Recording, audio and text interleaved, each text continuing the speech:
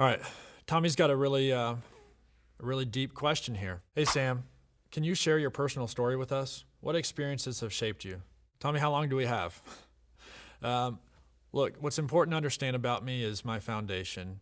I started in a small town, oldest of 5 children, humble beginnings. My father built the home I was raised in as he could afford it.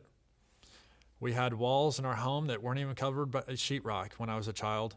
I remember we had a concrete slab floor, and my father salvaged hardwood floor from a building that was torn down on a local university, and I helped him install it. We didn't have a lot, but we also had a good life. And one of the important things about that childhood is that my parents instilled in me a need to serve this country. And so, as I was going through high school, I applied to the military academies. And right after 9/11, I was accepted to West Point. 4 years later, I graduated. I was commissioned as an infantry officer and had an opportunity to lead troops in Afghanistan. But in service to this country, my life changed at 24 years old. I thought I was invincible, thought I was fully equipped to have an entire career in the military, and then that went up in smoke. 3 years later, I was finally retired from the military. Now, my personal identity, you can see it on my face, you can see it on my arms, was completely marred and scarred. My professional identity as a soldier was gone, but I was blessed to meet my wife in the process of recovery. She was also in the Army. In fact, worked in the same ICU where I recovered. We've been married now for 15 years. We've got 3 incredible children.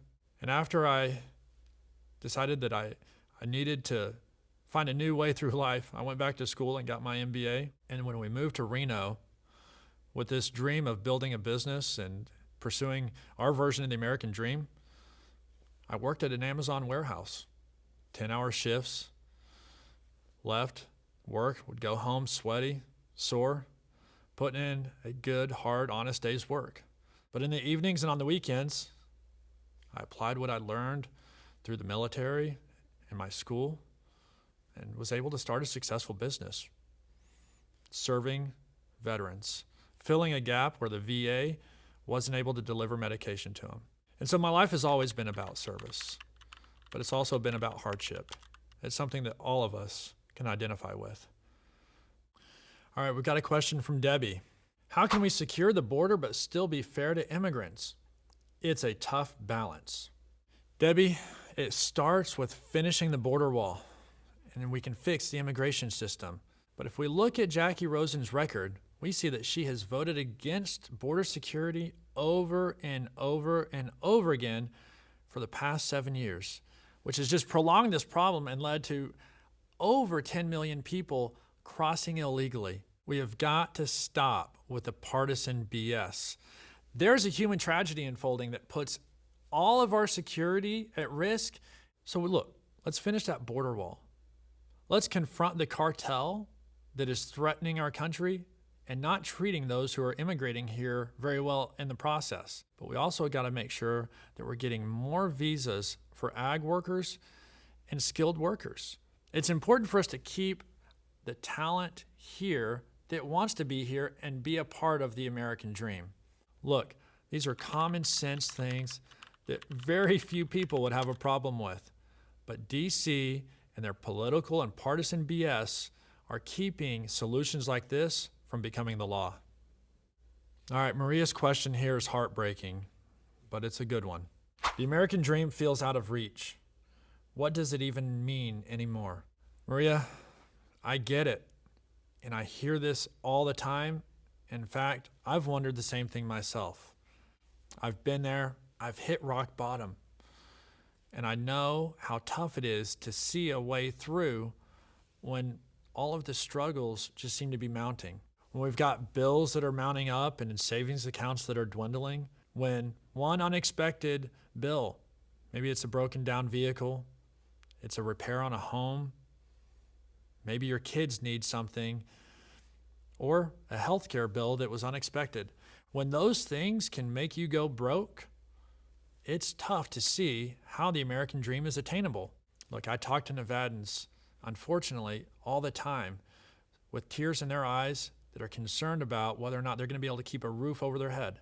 And here's the important thing that I learned on the battlefield of Afghanistan, that when hope is diminishing, it's important that we have people who will jump into the fray with us.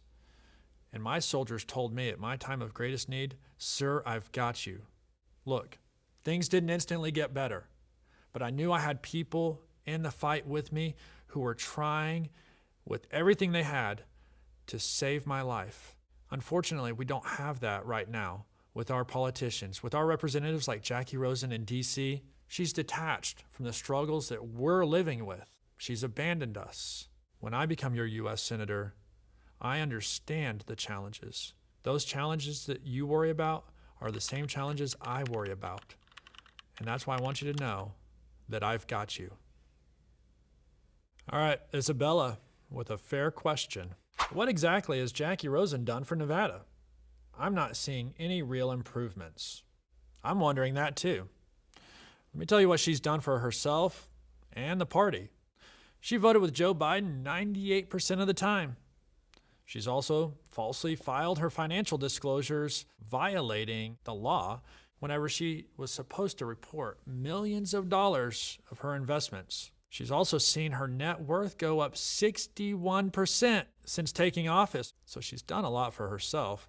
She's been a loyal foot soldier for the party. But again, what has she done for Nevada? If you can't answer that, then you know it's probably nothing. I don't have much else to add to it. But clearly, she's working for herself, and she's working for the party bosses.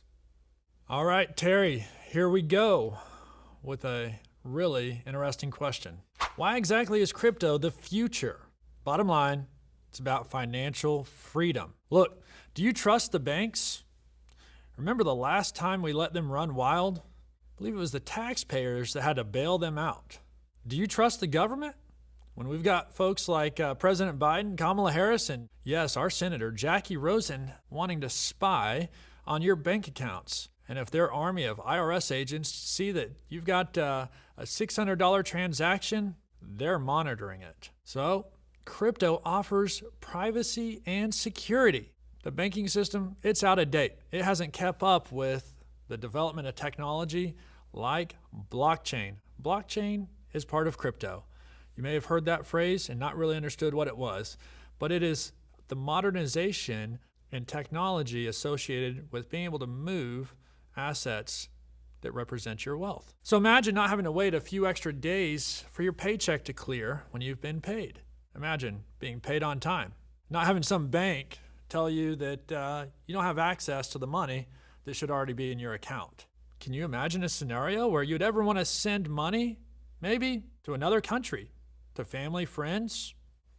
Maybe it's someone you're buying something from, and you're concerned about whether or not that money's going to get there on time, or if it's going to get there securely without anyone else interfering. Crypto is the solution, and it offers peace of mind. Lastly, as a new technology and development in our financial systems, it's important that the United States of America leads on crypto. And right now, we have politicians that care more about the old institutions and the financial systems that aren't keeping up with this technology. We need folks who understand the technology and want to see it develop, flourish, and frankly, be protected from the government representing us in D.C.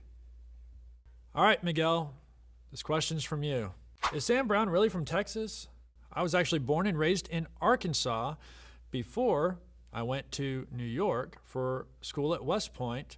I was also stationed in Georgia, stationed in Texas in the Army, and after I deployed to Afghanistan and was wounded, I was medevaced back to Texas, where I spent years recovering. But look, in those years of recovery, I was fortunate to get married, and I have 3 incredible children. And the climate there was tough for us to be able to enjoy an outdoor lifestyle. And so my wife and I, having visited Nevada before and really fallen in love with it, thought this was a place that we could raise our family, build a business, and pursue the American dream. Look, there's many things to love about it. The weather, the great outdoors, but most importantly, it's the spirit of the people who call Nevada home. Look, there's just something unique about it. There's a spirit of independence. There's a spirit of risk takers. And that's why it's no surprise that over 75% of people who call Nevada home aren't born here. I think that's a wonderful thing. In fact, Senator Jacky Rosen isn't from here either. She's actually from Chicago. Despite that, this hypocrite attacks people for moving to this state just like me. I think we ought to be celebrating when people want to move to Nevada and call this place home. If you have the same spirit of Nevada that I do and the people that I know and love, this is a great place to call home and pursue a life of freedom and affordable living.